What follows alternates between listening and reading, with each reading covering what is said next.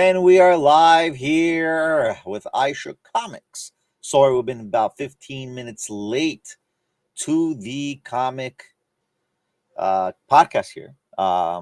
In addition, we have, 1 second, Ben is coming on with a new camera. There we go. There we go. Wow.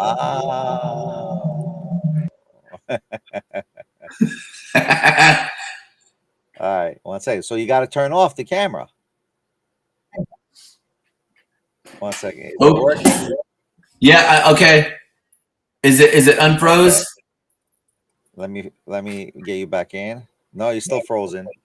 Why am I frozen? This is a brand new camera. There we go. Wait. It's saying There we yes. Yes.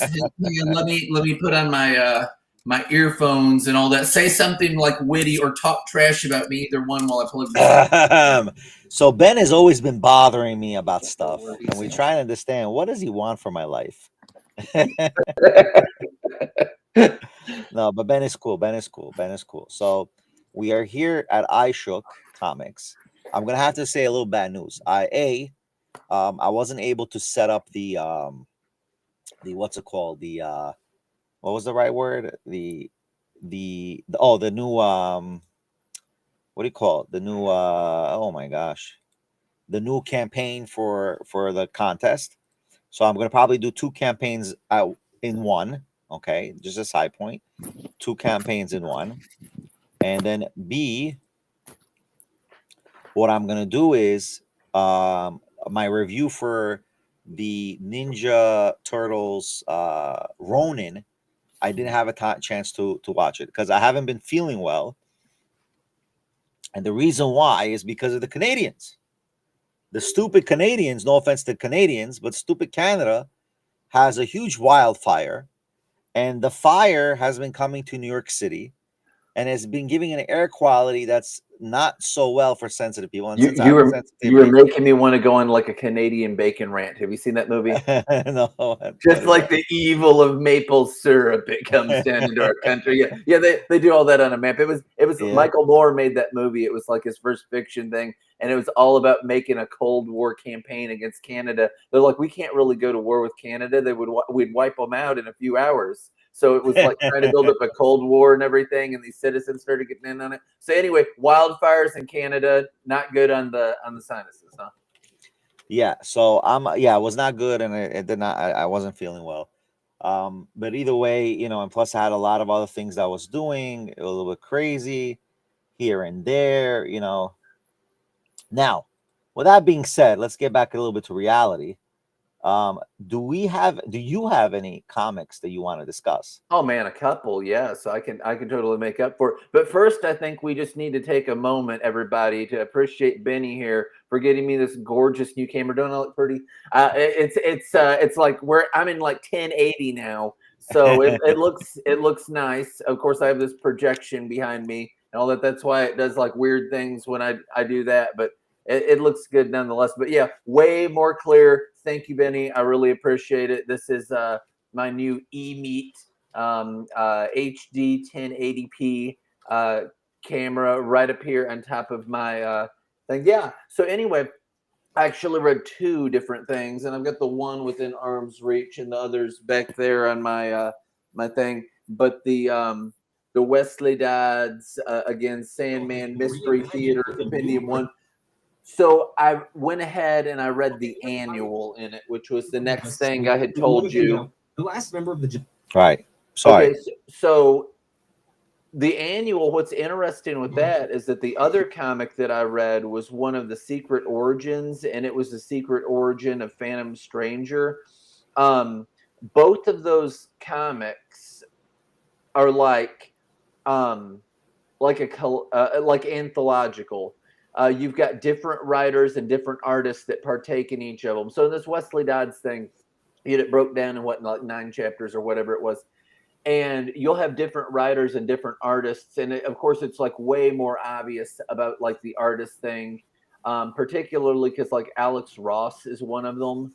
So you've got like one story for like 6-8 pages, whatever, that's like hyper realistic. They all kind of have their own vibes and everything with it. But I love Sandman. I love Phantom Stranger. they were neat. The Phantom Stranger thing, that's like a way older comic, 70s, 80s, whenever that's from, that Secret Origins. There's only one of them. I like the story at the first the best, and then they progressively got worse. So yes, that means that in that comic that Alan Moore, who's super famous, was my absolute least favorite of them. I did feel that it came off the way that I would perceive that he would come up as a person, considering that he prays to an idol that's half snake, and it goes into all the witchy sorcery stuff, which he does in real life. He does all that magic stuff in real life. So yeah, it totally came up like as a cult as possible. His story did, but yeah, they were different. All of them were. You had a wandering Jew thing, which totally didn't meet up with the medieval anti-Semitic normal thing of that, but nonetheless, it was a Jewish guy that was made immortal. They had him. He paid off the soldier to like beat Jesus and all that because his family died and he didn't like Jesus. And then you had another thing that was like ancient times way back, and an angel did it to some guy because it's God's gonna spare you. You're a good man, you know. And he says, which comic is that? That's the Phantom Stranger. And then the other one was like really weird, and it was sci-fi and space.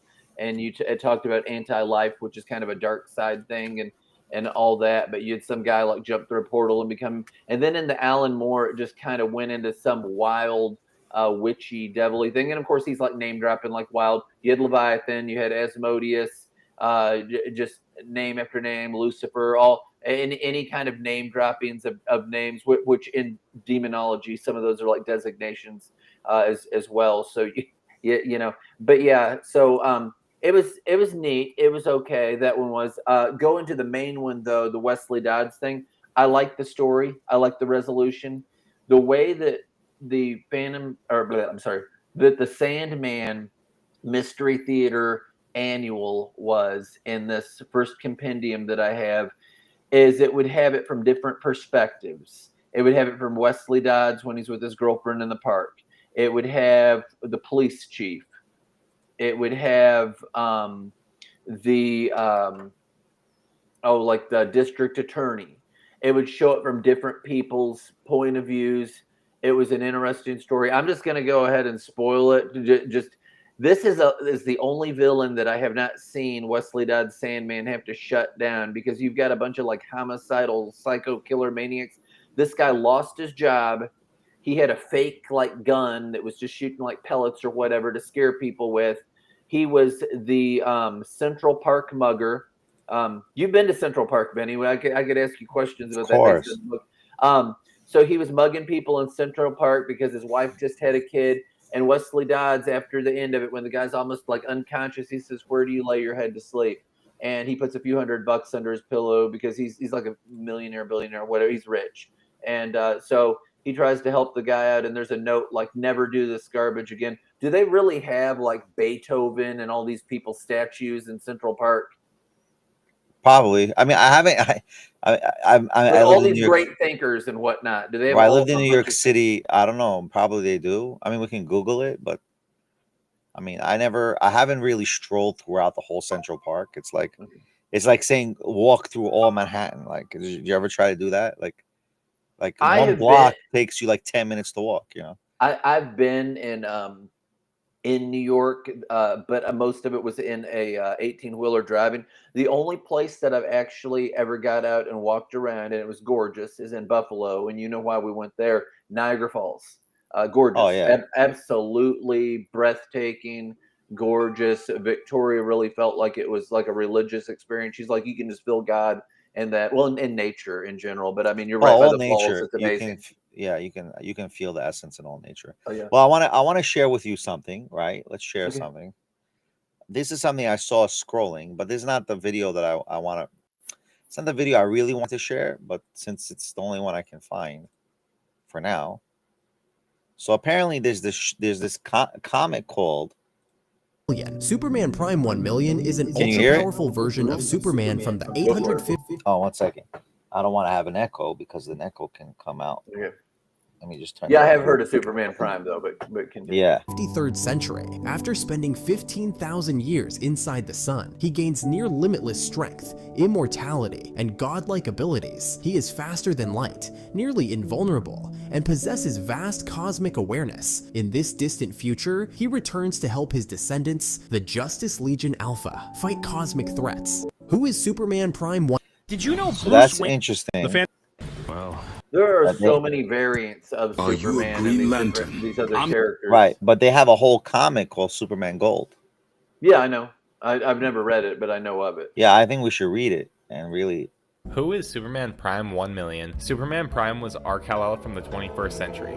Eventually, he came to outlive every single person that he cared for. Through the end of the 21st century, he went on a grand journey through the universe. Along the way, he unlocked many new powers and abilities, even breaking through the source wall. But at the end of his journey, he decided to sit and lay dormant inside of the sun. He did that for 15,000 years. And when he emerged, he had become a golden god. Being in the sun that duration of time supercharged his cells and granted him near infinite power. And he's able to do some crazy stuff. He's able to literally bestow powers upon people, greater powers than even the strongest metahuman. But the greatest power he gains is the ability to warp reality. He uses that power to bring back the love of his life, Lois Lane, and he brings her back in an invulnerable, immortal body. And after he does that, he goes one step further. From a fragment of Krypton, he remakes the entire planet, finally being able to have the power to bring back his wife and his home. Who is Superman Prime 1 million? Hey, by the way, and so here's my take on this, and you know, it's neat and all that. Wait, did y'all really?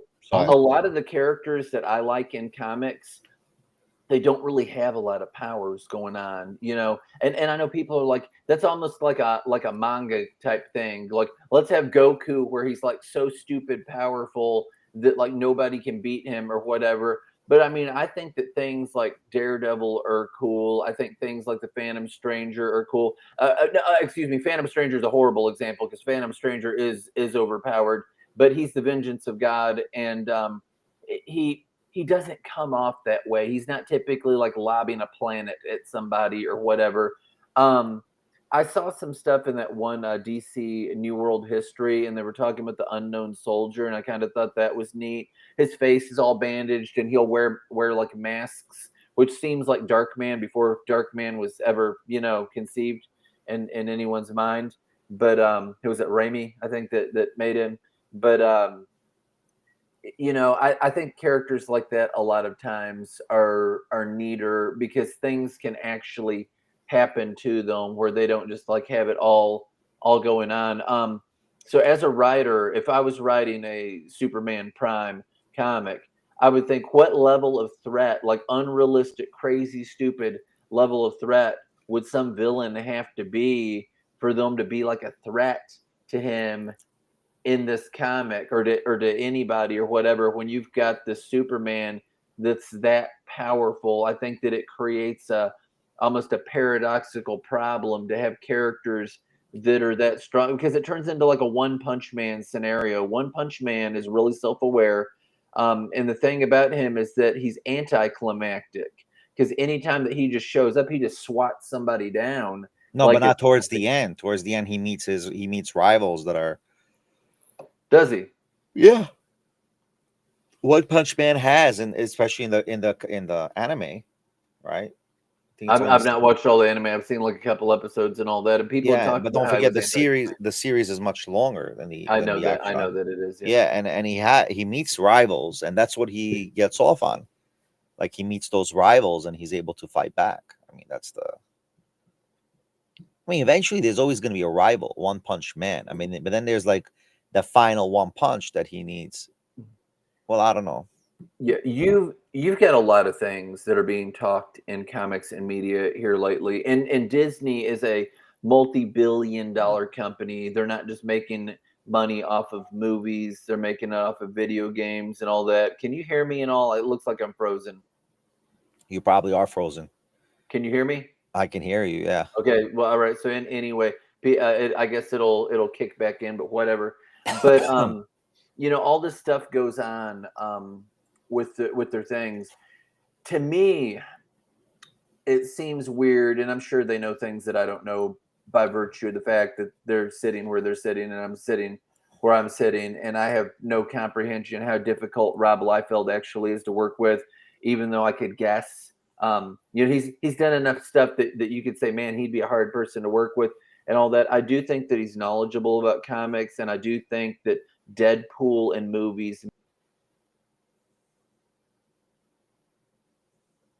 make money, and it's, do they really have so much disdain for working with this dude that they I loved the Thunderbolts movie. I liked it a lot. They all say it flopped. They all say it flopped. No, hear me out. I liked it a lot. It was one of the better movies. So if you say to me, Ben, why didn't this do any good? Most people, myself included, did not know who the Thunderbolts were. If it's like, where was the demand for this movie? There wasn't. So the only selling point is that this is a Marvel movie, but not just a Marvel movie. A Marvel movie after Marvel has done so many things that flopped and flopped and flopped and flopped and flopped. And then we're going to give you something that turns out to be good, but that there's zero demand for, outside of like Bucky being in it. You know, there's zero demand for this movie whatsoever. And yeah, I was. You know what's happening, right? Why? You there? We have some technical issues. It was a good movie, but it's not simply the king of Disney. What I can do, whatever I take a notion. There's going to be a Deadpool 4, because Deadpool 4 means that all these board people are making money. And if you're like, what are you going to do in Deadpool 4? I know a little bit about comics, right? Not everything. So we can say, listen, I'm going to give you a critique. Deadpool and Spider-Man have had a lot of history together. Spider-Man equals money. Deadpool equals money. Stick those two in a movie, because you had Deadpool and Wolverine before, and both of them are pulling people in. Crazy, stupid money. So you're making money. I heard what's it called is not going to let it happen. I heard Sony Pictures Kevin has Feige. that. I heard No. Disney has Spider-Man. No, Sony also has that. No, you're incorrect. Sony has characters from the Spider-Man world that aren't Spider-Man, which is why they keep doing spin-offs with characters like Morbius and whatnot that aren't Spider-Man. Because that seems nuts, but it's that they have those characters, but Disney has Spider-Man, and it's been that way because the lady that worked for Sony that had whatever ties, and now she's in with Disney, all that came about and happened. I don't want to try and guess her name. I don't remember her name. But no, Disney has Spider-Man. They've made multiple Spider-Man movies. Sony has a bunch of Spider-Man villains. That's why they did Kraven, which I liked, by the way. But again, you would say it flopped. But I liked it. I thought it was an okay movie. And you've got people that live and breathe wanting to hate these things. So what's happening is, what's happening is very simple. For some reason, Disney is not able to have a successful new MCU franchise. So let's understand which franchises succeed. Iron Man, Avengers, Wakanda, right? Which is Black Panther. I know. That's Black Panther and all that. Yeah. So all that are the only ones that are really successful. Yeah, they're X-Men was a jump start for it. The Avengers and things are dropping off. So you had the dude over at Disney saying that I want to make a Blade movie, but I don't want it to be about a guy just wearing leather and killing vampires, which people have already stood up and wildly criticized that and said that shows you that he knows nothing about Blade. Blade was the number one. Blade was the number one. I think that was the first. It was that was the first MCU. You give the people what they want. And it's interesting that was the first one and the most successful. Everybody Blade. I remember when I was young, like, oh, Blade. It was like we went to the theaters for Blade. It was like such a big thing. Blade. You know, like, wow, Blade. How hard is that to do, really, though, comparatively? You have a script about a guy that's half vampire, that's hunting down and killing vampires because they're bad. You don't really have to explain it. That's like you don't have to explain that a Nazi is bad. You know that they're bad. They're vampires. They're doing crazy stuff, by the way, right now in One World Under Doom. This gets into a little political, so I'm going to be vague. You've got the illegal alien stuff going in. It's basically like that, only it's vampires are coming in, and so you've got the good guys trying to stand up for the vampires, which is insane and stupid writing, because a vampire, by all accounts, I know you watch Twilight too much, but I never watched actually Twilight. No, I'm saying people in general. No, I A know, but I never vampire, watched it. by all I'm not a accounts, is Twilight the fan. bad guy. They Right. want to drink your blood, your cattle to them because they're a vampire. You know, they're dead, they're undead, they're cursed. You know, they can't Right. even be out in the daylight. Which is funny. There was never historically ever real vampires. Just a side point. Except for There was vampirism. That's an interesting that's thing. true. There was Oh yeah, dude, and they would like bleed, and they would say that, man, must be once, so they'd tie all these knots and everything, all kinds of stuff. You get a bunch of different cultures that have vampires. I kind of thought that the Polish ones were cool, that they would turn into like a moth or fog or whatever. But I thought that type of thing was neat. right. They have a guy who's like a real life vampire. He was a guest in a few talk shows. It's crazy, dude. Yeah. Yeah, and you know, and biblically, and you know this so too well, like, totally not for the drinking of, like, consumption of blood, because Sorry. there's a Bible on that. No, you're not allowed to consume blood. Yeah, because life's in the blood and everything. And you did have tribes that would do that they would feel like You they would have get people in somebody's power. Latin America, and the Latin Americans or South Americans, they would gut the pig, spill out the blood, and make a juice out of the blood, and pour it into the meat as they cooked it, and it was just like, I know. like throwing up saying it, man. But still, yeah. There's people that eat stuff raw, but whatever. So you got all the Deadpool equals money. Deadpool and Spider-Man have so much background. I wish that they would just make a Deadpool 4 with Spider-Man. That could be a totally separate thing from the MCU, and probably should be. Right. But you know, put a Spider-Man and Deadpool together, because they're both money characters. Just roll with it. Make several $billion again on that. It just give the people what they want. And I don't think it's hard to know what the people want. You can look back at the 90s. You can look at certain points in time with like the X-Men and give people that. Look at what was popular. Yeah, but you gotta understand, Spidey's like a more of a kids friendly character. Deadpool is more for adults. How are you gonna mix the two? They've done it. How? Where?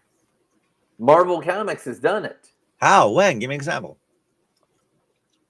You want me to look this up? They've had cartoons, but we're not talking about that, because if it was I'm talking about gore. Like Deadpool's like killing, gore, maiming, decapitations. Okay. Seriously. Hang on. I'm asking the great and powerful Spidey's the Grok. Spider-Man, and Yeah, they say Spider-Man's a you're lot friendly, Spider-Man. He's friendly. He's friendly, and he does live in your neighborhood. He's not chopping off heads. He's not if you live in Queens. Well, I mean, that's where you get the conflict of that. Okay. Well, it could be the idea is that Spider-Man is hanging out with Deadpool, trying to prevent all the gore from happening. Yeah, it's always like, what are you doing? Because he's a mercenary. Right. I still wonder how it would play out. They do have cartoons of it, though. Forget cartoons. Course, you want to combine the current Deadpool style with a Spider-Man movie. No, that wouldn't be weird at all. I don't think it would be feasible. Hey. So I have asked the great and powerful Grocky about because I don't want to answer wrong, about what notable Spider-Man and Deadpool things there are. How many is it gonna give me? Well, wait. Okay, it's only giving me 3, but I'm going to read them up. Number 1, Cable and Deadpool number 24, made in 2005. Well, you're talking about comics right now. I'm talking, specifically because if you don't have the comics, you don't have the movies or what have you. Right. So that's when that happened. The main focus marks the significance of Spider-Man and Deadpool. Deadpool working with Cable crosses paths with Spider-Man, leading to banter. Of course, they would, because Spider-Man's a smart mouth, and so is Deadpool. They're both mouthy. An action that set the tone for their future team-ups, their dynamic showcases, Deadpool's chaotic humor against Spider-Man's quips and moral grounding. You know, obviously Spider-Man's the moral one. What is he, like a 15-year-old kid or whatever? And then Deadpool's like some psycho mercenary who, by the way, has had like love affairs with like Death. Death is a female in Marvel Comics, and so Death. I know has, that. yeah, she has the hots for Deadpool, but you know who wants to get with Death that keeps getting like rejected, that's kept in the friend zone? Thanos. Poor Thanos. You know, Poor Thanos guy. he's not getting any love. You know, Thanos is a pretty bad guy. I mean, you know. All right. Anyway, he kills his kids to impress Death. All the stuff that went on in the whole Thanos Marvel movie stuff, if they were being consistent with the comics, that was just to impress Death. That's what that's about. He loves her that much. He's just, you know. Deadpool 11 from 2012. Spider-Man appears in a guest role during Deadpool's attempt to deal with a zombie outbreak. Oh man, that's cash money right there. Tied with his past, their interaction is packed with humor. I mean, I think people are already done with the zombie movies. If they're delivered well, it's fine. I heard somebody going wild about that Star Trek Strange New Worlds, how they had a zombie episode. I thought that it was pulled off well and that it made sense. They've also did that in the but it wasn't really like a really zombie. It wasn't, but they were still zombies essentially. You know, Right. more or less, they were zombies. They were like mossy zombies. Right. Okay, Deadpool's irreverence clashes with Spider-Man's attempts to stay serious, highlighting their odd couple chemistry. That's accurate. So then you've got Spider-Man / Deadpool. So there is a comic series, I thought there was, that had them, and it breaks down for you. Grok does issues 1 through 6, what happens there. Issues 8 through 10, what happens there. Issues 23 through 25. In parentheses, it says that Deadpool kills Cable. Really? And during those ones, and it says why that's notable. Let me just read them. Cable is a serious player in the comic. He is. He's Cyclops' son. Yeah, and he's a very tough. Yeah, I liked how they portrayed him in Deadpool too. I thought that was great. So, issue 1 through 6. let me be in my narration voice. Spider-Man and Deadpool are hired to take down a common enemy, leading to a mix of mistrust, humor, and eventual. What in the world is that word? I don't even know what that word is. I think that's a French word. Deadpool's antics push Spider-Man's patience, but they bond over shared values. Okay, the next one is 8 through 10. It says The Good, the Bad, and the Ugly. I like that movie, by the way. They tackle a conspiracy involving a villainous organization with deep exploration of Deadpool's tragic side and Spider-Man's moral compass, 23 through 25. Deadpool kills Cable, a major arc where Deadpool's actions strain their partnership, showcasing their ideological differences. Talks about why that's notable, selects the humor, heartfelt moments, action, all that. You would have that because you would have them bouncing back and forth with each other. They do have a number 4. Excuse me. It's did more work. Avengers number 0 has them. A Deadpool : Too Soon, a 1 through 4 has them in it.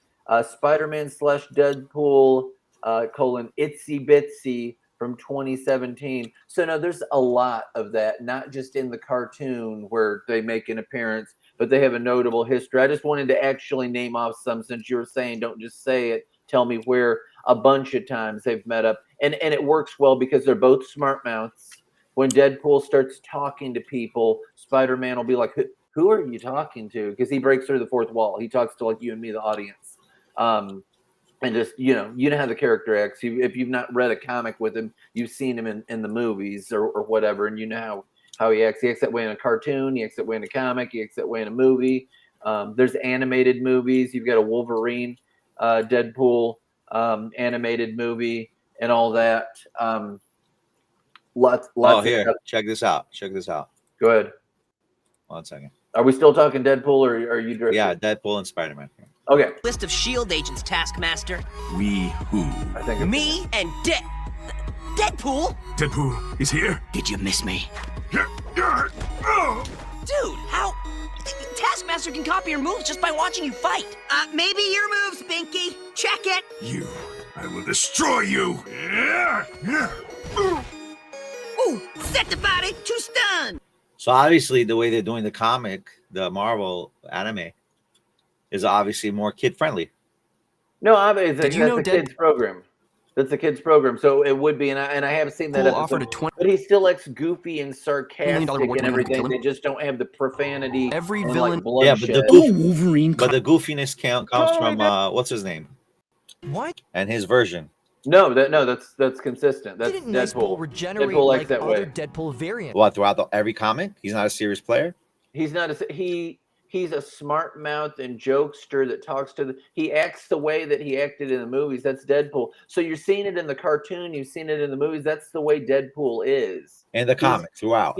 He's the merc with a mouth. I think maybe there might have been some like weird point where he wasn't like that, but he's the merc with the mouth. That's why he's that. He runs his mouth and carries on with that stuff. That's just like Peter Parker is notably sarcastic. You know, he is talking about how he makes quibs in that thing that I said. He mocks people while he's doing what he's doing, which throws them off their guard because it'll make them mad or distract them. It's like, are you going to wear those shoes with that belt, or you're whatever when they're like in a fight and everything. Well, I don't know what movie it was. I saw like a clip from some movie where Spider-Man was in it. It might be the Civil War movie or whatever. But you know, he's running off at the mouth to the new Captain America guy, whatever his name, with the wings, the black guy, and to Bucky, and the one says to him, you know, you're talking an awful lot. Have you never really been in a fight before? You know, people don't do that because that's what Spider-Man does. Is he will not shut up. He's just, you know, carrying on, and it's because he's like a 15-year-old kid or whatever age he is, but he always acts that way and doesn't ever grow out of it. Right. Yeah. But no, you've got serious characters. So let's talk this in comics, right? So Wolverine, there's been a big thing. You've got, who was it? I think it was Screen Rant that wrote this disparaging article about Wolverine, toxic masculinity and all that garbage. Wolverine has been through so many hard things in life, been through multiple wars, all this stuff. And really, when he goes through so much trauma that his mind can't handle it, his mind, the healing factor kind of works over that. And it just kind of like washes that part away from his mind. So, I mean, he's really had a lot of torment and pain in his life. And he does step up and be the protector, alpha male, tough guy type person for people. That's the way that Wolverine is, you know. But in the movie, Wolverine lost his memory because there was a bullet lodged into him or something. I think they had that happen in one of them. Yeah, he that was in the Wolverine movie. Wolverine. Yeah. He smokes cigars. They stopped doing that at whatever point, but he's a cigar smoker. He's been to Vietnam. He's been, I think, in World War I, World War II. Just so many things. You know, he's a lot shorter, supposed to be a lot shorter. But Hugh Jackman, you know, they kind of want more of a heartthrob or whatever. But he's supposed to be just kind of like a sawed-off little man. If you watch the Deadpool Wolverine thing, the guy that gets off the bar stool that's like kind of dwarf short, that's more like what Wolverine is. You know, he might be like 4'11", 5'2". He's something like that. And he's this little hairy dude. And this one writer, can't remember which one, that was looking for inspiration for Wolverine, watched one of my favorite movies. It's a hockey movie. It's called Slapshot. And there's this guy, he's like Captain Hook or something they call him. And he's just really mouthy and mean. And that character from that little, like almost nothing scene, but it's done really well, where he's just talking smack talk to this other guy. He thought that's Wolverine. The way that he looks, what he puts off, that he's just this like, you know, ornery, crotchety, you know, hairy, just mean, just as all can get out kind of guy. That's Wolverine, but he's, you know, so he's like a loner and everything, but at the same time, he's the one that'll save the day. You have people with different tones. You know, you've got people that are all like bright and sunny, like Jubilee, you know, and they just put like some sunshine in it and all that. I want to share another piece of news. Sorry for cutting you off. Here's another piece of news because it just popped up in my feed. 2 hours ago it came out. So the girl Gina, Carano on getting sacked from Star Wars in a grudge match with Disney. So the ex-MMA sensation finally also about her Mandalorian firing. They just settled the settlement for full termination. I mean, that's been huge, and that has drug on for years. And so Yeah, many people, you know, and not Elon Musk everyone, but helped the whole, and he helped the whole lawsuit. yeah, I know He that he helped did. with the lawsuit. Yeah. So what you So had apparently, is and you she was had supposed to be in Deadpool, no? okay, so Gina Carano was in the first Deadpool movie, and they killed her character. They're basically like, we don't want to put her character. They were supposed to have some scenes with her character. Stardust is the character's name, by the way, Right. in the Deadpool Wolverine thing, but Disney didn't do it because of all this. Gina Carano is a class act. She's so nice to everybody. Like notably, like so nice to everybody. She puts up a post that somebody wants to make bigger of a deal out of than they should. This is where it's problematic when you get into all the political bullcrap problematic stuff. You've had some people from like the other end say things that are like really like crazy, stupid, infinitely worse and rougher than her, and they don't lose their jobs. Of course, my mind goes like all Yeah, but body that was all because of the in an COVID unbalanced way. situation, no? No, it would. Here's the deal. She posted something. They blew Oh, it right, up. right. They took it out of context. They wrongfully fired her. They wrongfully persecuted her. It was so blatantly obvious, like criminal, scumbag. Everybody involved should be fired. I mean, like up at the top that are doing all this anti garbage. You shouldn't treat somebody like that. If you're allowed to say what you want to say, and yeah, there's always going to be consequences or whatever, but she really wasn't acting in any way. She was not targeting and being ugly to people and all that, and they just took her by the throat. That's interesting, and that's the way that everyone with eyes and a functioning brain has seen that this is going to go, that Disney was abysmally, blatantly wrong, just like they are for hiring sex offenders to work in Disneyland, which has happened uncountable times, and then somebody gets assaulted there in the park. You shouldn't have people with certain kind of reputations dealing with children at a theme park for children. If they've got a record like that, they shouldn't be dealing with young children. If they've got something that infers that they may be an endangerment to them, it would be better to play toward caution. At the same time, people like that will get hired, and then somebody that's Gina Carano gets fired. A lot of good things in her career. She's really did a lot for women in MMA. Fantastic fighter. I was a Gina Carano fan, not just because she's hot, but she is hot. Right. Before it was cool to like her. First thing I ever saw her in was Fight Girls, that was on MTV. That's not the first thing she's ever in. You know, I backtracked and found other stuff later, but she was one of the trainers for these girls that wanted to get in like these MMA, like Sanshou kickboxing, whatever it was, type stuff. People don't know what Sanshou is. I know what it is. It's kickboxing with throws. Type stuff. I used to be huge into all the MMA stuff, like seen so much of it that it's like, if you're really super hardcore and you're watching this, maybe you've seen as much as me, but a lot, like a ton of MMA stuff, knew the stuff. I had a Muay Thai bag, a heavy bag. I kicked it till I couldn't like hardly walk for a week or whatever. It lasted for a while, just beating it with my shin. Which isn't how I was taught martial arts, by the way, in the first place. I took Chinese Kempo karate. That's also Kinpo, other places, but they were Kimpo. In Toledo, Ohio, look it up. It's still a place. But yeah, you snap and hit them with your foot like a wet towel. Though I preferred where you're hitting people with the ball of your foot or your heel, because it's more impact and force. I wasn't so much of a will kick, roundhouse kind of guy. I'm not trying to come off like I'm a tough guy. I'm just saying what was preferential for me. They're just not as effective.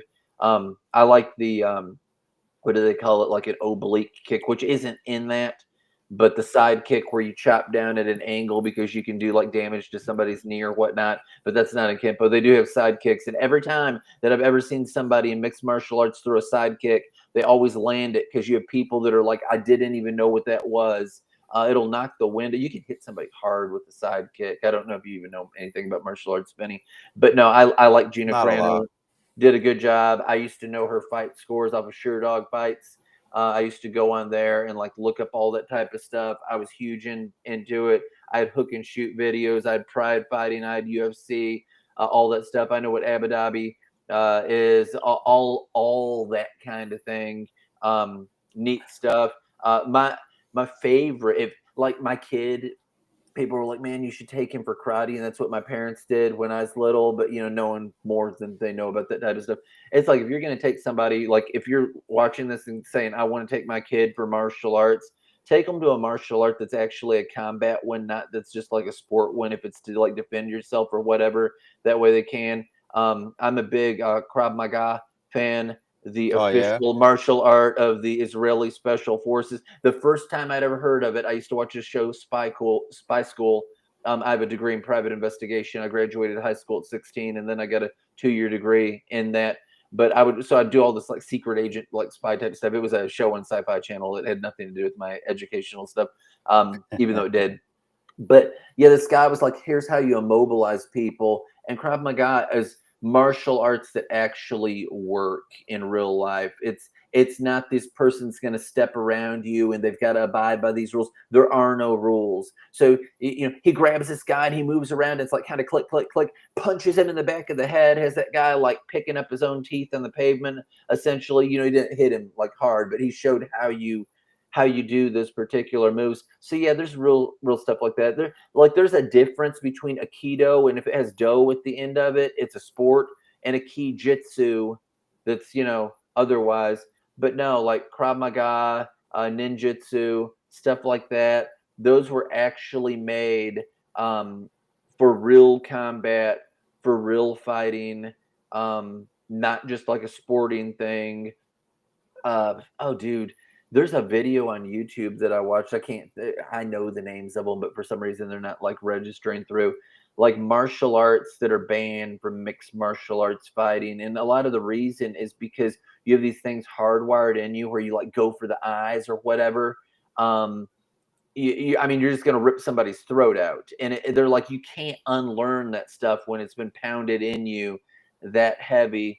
And if you're going to learn a martial art that's for like self-defense, you want to learn that kind of, thing.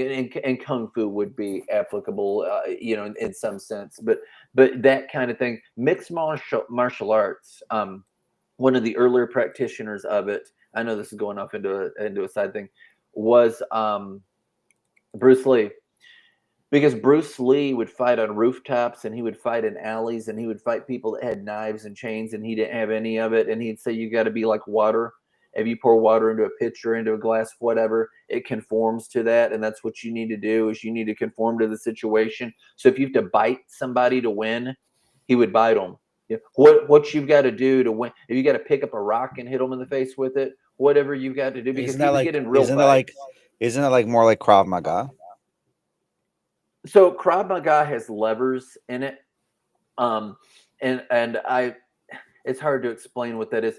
A lever is if I go to punch you and you grab my hand there and you kind of grab here and you're kind of pulling me where you want me to go and you're taking control of me, which you get some of in a Kijitsu. You've got levers in Krav Maga. If you were talking about Jeet Kune, which is the martial art that Bruce Lee, Sigung Bruce Lee, that he went ahead and he invented, they have a thing called trapping.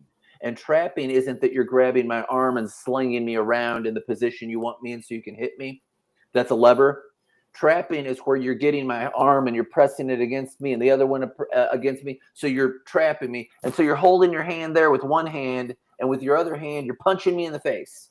So it has a lot of that in it. It has a lot. There's a kick that is affectionately known as a stop kick. And you just kind of like whip your leg up and hit them in the shin when they're like going to kick you.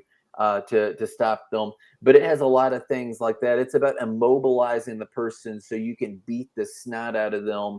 And Krav Maga is about jerking them around so you can beat the snot out of them.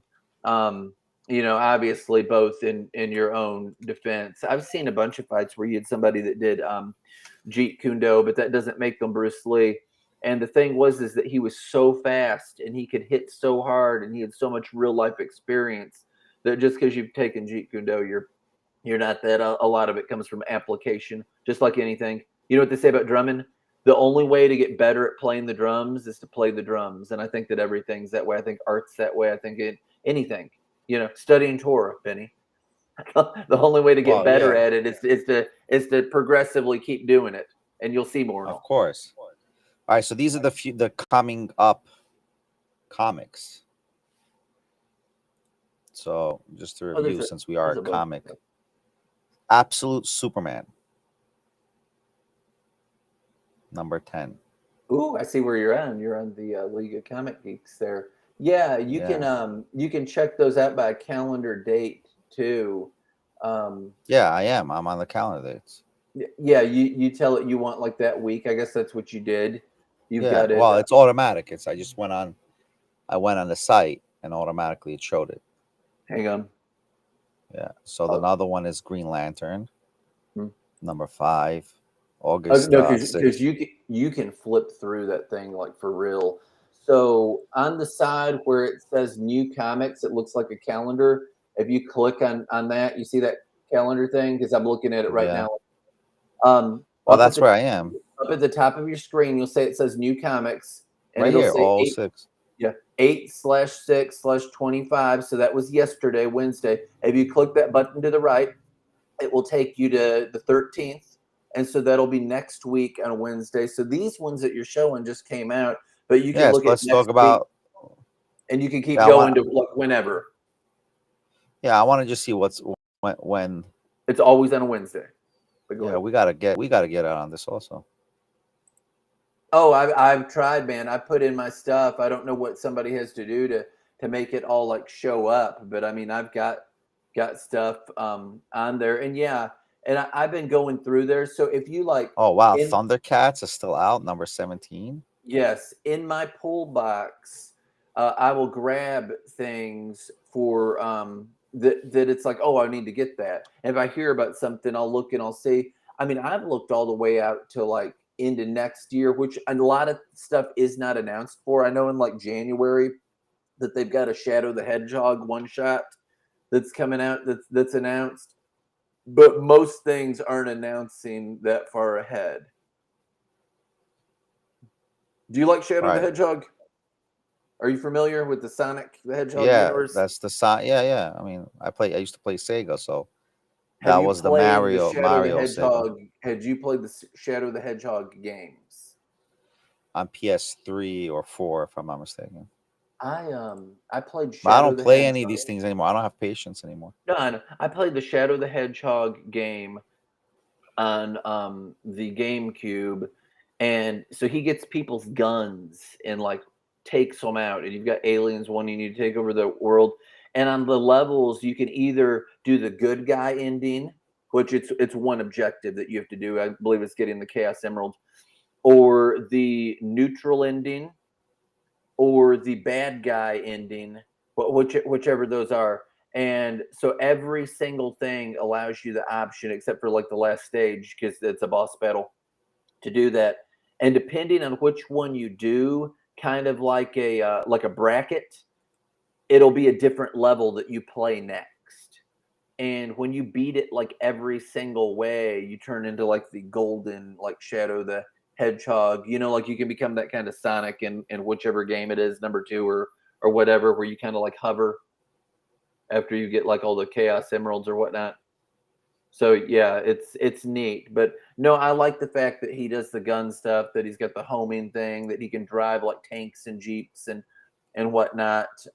He's a darker character.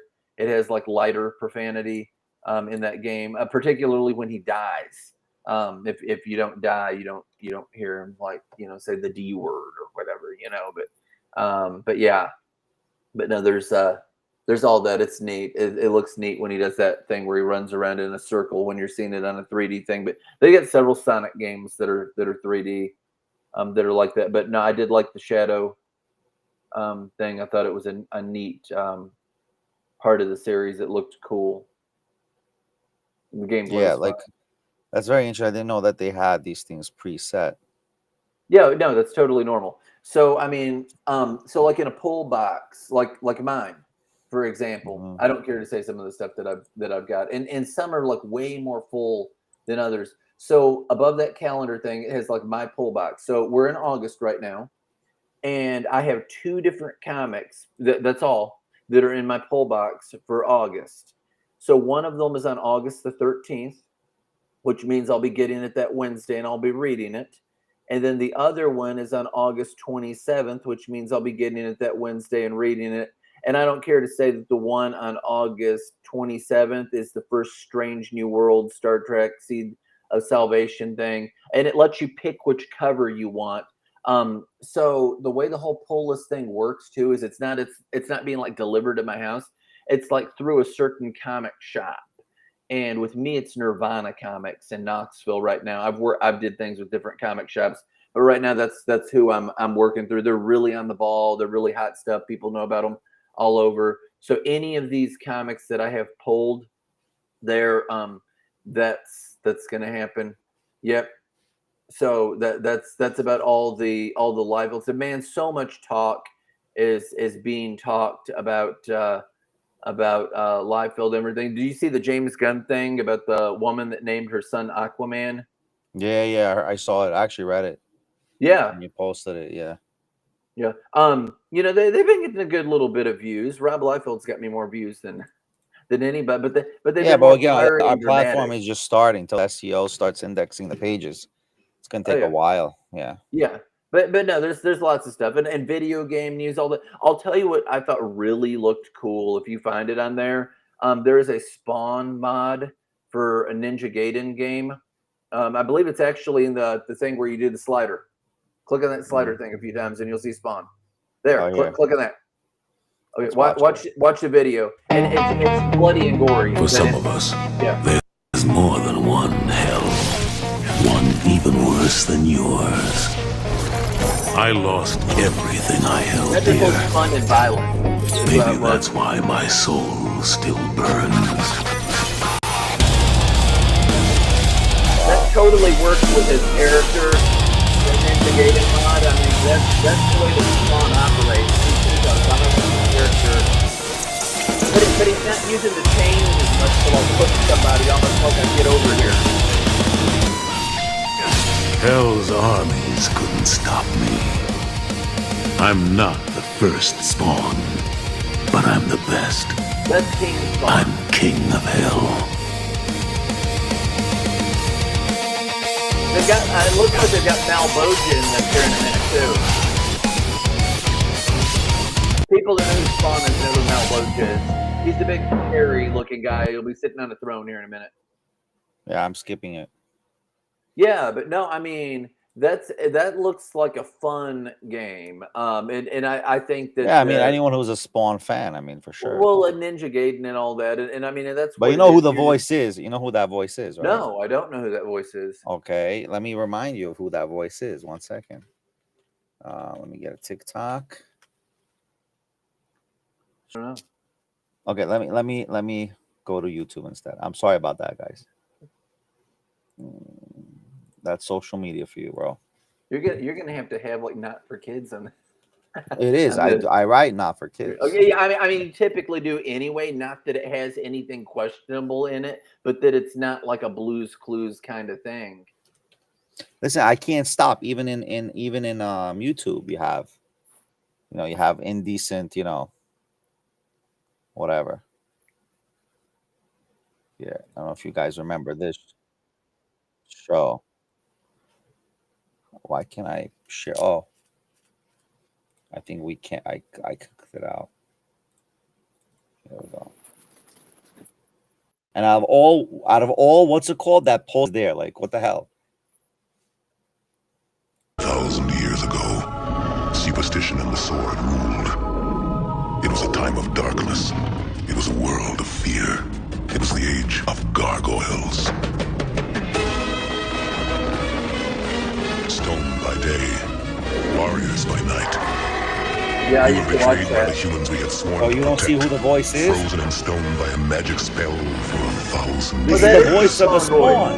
That is the Spawn voice. Man, you're on fire. You knew it. Yeah, that's the Spawn's voice. Like, and let's see who the guy is. All right, You can Gargoyles. IMDb it probably. Yeah, Gargoyles. By the way, I can post edit it that section on YouTube.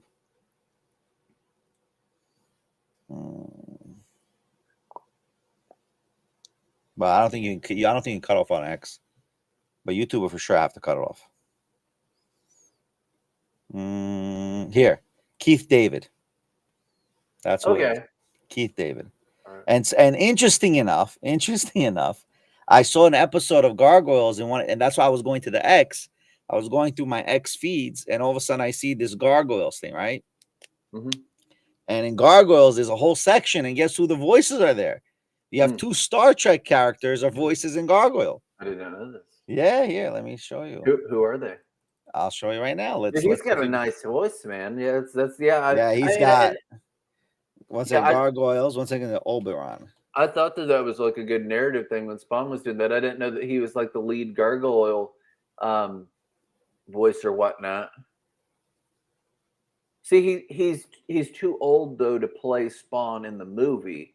That dude is. If it was a live action movie, you do know Spawn's like a black guy. I mean, so he could play him, but he's saw the too movie. old. What is he? Is he supposed to be like 30 or mid late 20s?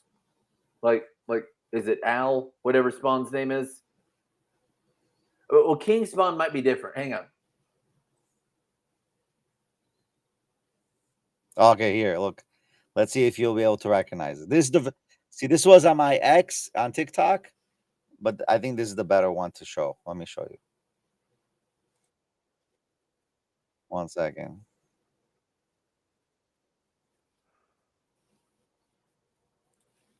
Okay, check this out. Share this tab instead. Yeah, L. Simmons was To Spawn. relinquish the child. Over my dead body. As you wish.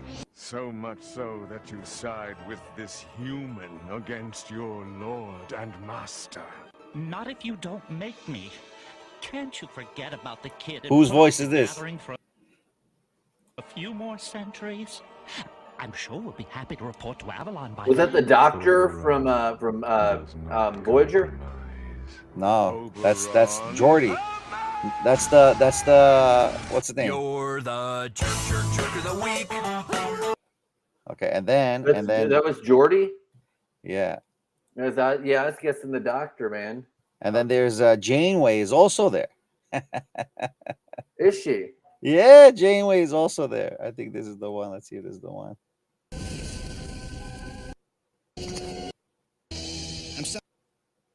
Have withered to nothing. Can you be so sure? Yeah, I recognize her I have voice. seen her in crisis after crisis. She has a keen mind, but her magic, if she possesses any, has never come to the surface. That's Jordy, and then Fox is number 1 in the Star Trek Enterprise. Xanos, not Fox. Xanos. King Spawn is also Al Simmons. So the same guy that's Spawn is King Spawn. I thought that was the case. He's Al Simmons. So it's still the same assassin. They did some different stuff, almost like you've got Amazing Spider-Man and Spectacular Spider-Man. So still Peter Parker. We're not talking about the Ben Reilly thing. So here, you see? Share this tab instead. You have Kate here. That's Janeway right there. And then you have LeVar Burton also was in it. You have Brett Spiner. I told you I'm telling you, it's like I'm watching this. And I'm like, when I was a kid, I didn't realize there's a bunch of Star Trek guys. So wasn't Alice Cooper like the narrator for Thomas the Train? I believe he was. Probably. Yeah. Alice Cooper, he's done a lot. He what does he do? I think he does like horror stuff. He's got like his own radio show and all that too. He's gonna be at the Gallatin, Tennessee Comic-Con. I forget when that is, but he'll be down at that, and they've got a bunch of like actors, the people off Chips, Eric Estrada and all them at it. But no, Alice has done a lot in comics, or some, he's had his own like Alice Cooper comic things. A lot of the rock and rollers do Kiss and what have you. They almost get into like a quirky horror thing, usually kind of like Elvira. Right. Awesome. So I've not seen this week's Trek, but what was last week was the music, or not the musical. Last week was the holodeck. People are hating on that holodeck, man. They're hating on it bad. You were hating on it. I'm just letting you know that you're not alone in that. I still thought it was okay, but it was like, so Victoria, in between these, she has us watching Discovery, right? I pulled her into all the Star Trek stuff, and then it's like, I gotta watch this, I gotta watch this. She's a diehard Janeway fan. I disagree. I think things are made too easy on Janeway. But Discovery, as much woke stuff as you have going on, there's a lot of action and interesting. Yeah, there is a lot of wokeness in there, but well, you have a prominent like homosexual couple, and that type of thing gets talked about a lot. And they're not just like side characters or like main characters, and they're likable characters. But you have a whole lot of stuff like that goes on with them and things that are talked in and around. And then you also have a trans character in there too. Which one is that? In Discovery, we're talking about. Yeah, in Discovery. Who's that? That's the kid and the girl who they found. Did you get there yet? So we're in the second season.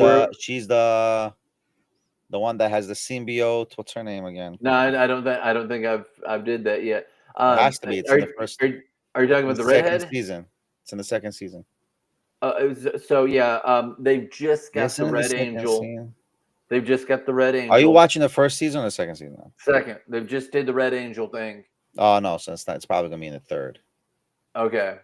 Yeah, I think it's gonna be in the third or within the second. Okay, you'll see. You gotta watch it more. Oh, we are. It's 5 seasons in all. Who is that they're fighting? I mean, but that was a good show, by the way. I was upset that it stopped. I like Pike. I like Captain Pike, and of course, I think what's happening is they're not able to do more than 5 seasons. If you notice all the Netflix shows and all the shows now, they can't surpass a certain amount anymore. The name of, by the way, the thing that they're fighting in season 2 is Control, and that's Starfleet. That's the computerized thing, and it's basically went hog wild because of future technology, and it's like possessed some guy, and it wants to be like, what is it, Skylink, like Terminator type stuff, that kind of, it wants to wipe out all like living creation and keep stepping it up and all that. And so he's got like so much of the stuff, and what are is it 31, section 31, is that what it's called? Yeah. Did you watch section 31? No, I was just saying that it's active in there. So he's on the section 31 ship, and he's booked it and masked his warp signature, and that's where we left off. We find the Red Angel.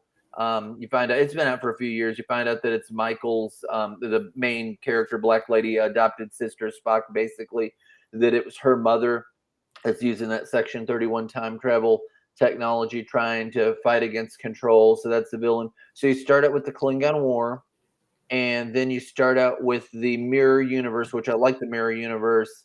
And then the next thing that kind of takes place is the whole thing with the Red Angel saga, which leads into Control. And that's why the Red Angel's doing all of this stuff. And what all it's leading up to is that they've got to face off against this formidable foe, not a foe that you can reason with. You just got to take them out, but it's like a computer, and it can infect things and all that. So you've got some issues, and what else is it active in or laying dormant here or there, whatever. But yeah, but 5 seasons. I liked in Strange New Worlds. I don't know how much longer you want to go. We've been going here. We can go another 20 minutes if possible. I liked in Strange New Worlds what all they did with the Gorn. Prior to Strange New Worlds. By the way, if you watch today's episode, then it's very, very interesting. Okay. It's a twist. It's a twist I did not even think about. And the ending is a twist. I don't want to be a spoiler. It's a twist of a twist. I don't mind if it's, does it have anything to do with the Gorn? Yes. I love that. Okay. So, but you don't think about it. You don't think it does. Okay. Till midway of the till close to the end of the show. Okay, awesome. So before this, we only had Gorn in 2 different Star Trek episodes that I've ever seen, and one of them was the original series, where you had Captain Kirk, and he was put on that planet, and he had to face off against that Gorn, and essentially he made gunpowder, and like shot it, and he, instead of killing it, he had mercy on it, and then the aliens that had put him in this death match decided to let them live after that happened. And then the other one was Enterprise, which Enterprise is the first canonically, it wasn't the first one made, with Scott Bakula and all them. And they go through some weird time thing, and they find a ship that's just like Captain Kirk's ship. I forget what the name of the ship is, but it got caught in some kind of space thing or whatever. But so it's like an original Star Trek looking thing, and it's got all the beeps and the bells and the whistles and the reds and the yellows and the blues going down the corridors and all the stuff like they had.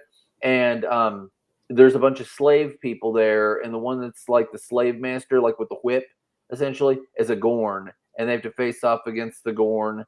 And that's cool. It's a neat scene when they go against them, but none of those are like nearly as intricate as to what they do in Strange New Worlds. So what, we had one Gorn episode in season 1, we had 2 in season 2, it seems like. So you had just their ships. You had the young Gorns going on, which they're not as developed as the adults. They're not like humanoid form. They're more like a dog form, but they can spit the stuff on people and then impregnate them with the stuff, and they bust out of them like aliens or gremlins, whichever take you want to go with. And then in the last one, was that one episode? That might have been 2 episodes. Or no, it was one episode at the end, and then in season 3 they kicked off with the other one. You've got the full-on adult ones. You've got them with spacesuits. You've got them using their tail, hitting Spock and some of the other Starfleet officers. You get people shooting guns at them. The pilot girl gets in one of their ships. She's bleeding all over it. I thought, is she gonna die? There's one sticks its hand like right up in her. Awesome stuff. But they're mainly in the hibernation thing right now because of that, or supposedly because of that like trick that they pulled. But I was like, that's awesome that they have a formidable opponent. You had that with the Borg and Next Generation. The Borg was also in Voyager, which Janeway like took out. You know, they've had some cameos. They had a cameo in Enterprise that was like kind of like a proto pre-Borg kind of thing where they came to Earth. That's and funny that in the Borg are not introduced till a certain time frame, even in the history of Star Trek. If you I believe they're Delta Quadrant, aren't they? Are they Delta Quadrant? They're further behind. They're further back. Delta, Beta, Gamma Quadrant. Yeah, they're further back. No, Delta Quadrant is with Janeway, but that's already the outskirts. They already come in the time of Star Trek Picard. No, I think that's when the Borg are introduced. That's when it was initially introduced. They are from the Delta Quadrant. Yes, the Borg are primarily located in the Delta Quadrant of the Milky Way galaxy. And Star Trek lore, the Delta Quadrant. But when did they start? Region. What you had in Enterprise is you had a Borg thing come down to Earth, and it came to like I think it was the South Pole. It came down and it landed on the South Pole, and so it was almost like a scouting mission or whatever. You don't see the cubes or anything in it. Did you ever see Picard? Did you ever see Picard? Do you mean Next Gen or do you mean Picard? Picard. No, I've not seen that one. Ooh. I've watched all of Next Gen, and that's when You're they were missing initially Picard. introduced. You have to watch Picard. So what's cool about Next Gen, and you know this because you've got this like grossness that goes on with the Gorn. At the end of the first season, this is before the Borg. The Borg came in at like season 2 or whatever. But at the end of the first season, you had those like bugs that like took over somebody and puppeteered them, and they'd like bust out of their necks and all that. And you remember, and they're like shooting people with the phasers, and they're like going up into flames and whatnot. It turned into like a full-on horror movie type thing at the season finale of season 1 in Next Generation. And I think that that's cool, not when it's like overdone, but when you've got things like the Gorn or like those bug things or whatever, that there are occasionally enemies that you cannot reason with, that it's a monster that you've just got to kill them. The Borg were that way. They're intelligent, but they've got like the whole hive mind thing, and you've just got to destroy them. You know, they're tough. But Right. yeah, I think it's neat, dude. I like the Romulans. The Romulans are kind of that way, and they're kind of not, because you'll have some that'll kind of turn, and then the others won't really go with it. Right. Yeah. I still have not seen any more outside of Enterprise, one episode, and the original Star Trek. Those it seems like it starts with a TH. They're like the spider-legged guys. Do those ever pop up anywhere? Is it Thonians? Not sure. Hang on, I'm looking it up. Tholians, yes, a Tholian. Yeah, you can see what they look like in the Enterprise right here. The Tholian web. That's where they appear in Star Trek. The Tholian web, season 3, episode 9. So they create like a spider web thing that starships can get caught in, and that's what their whole thing is. But no, I mean, I think it's neat to have things that you don't see like a lot.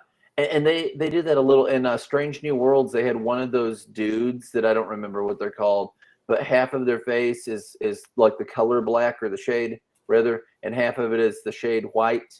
You know, that's really old school Star Trek type stuff. But they'll throw in several different things that, like, it's fan service, because they don't even talk about it, but people know. If you know the series, you know it's like those one things that have all that stuff to do with salt. I almost think I saw one of those in some kind of thing. You know, they look like all sad and depressed.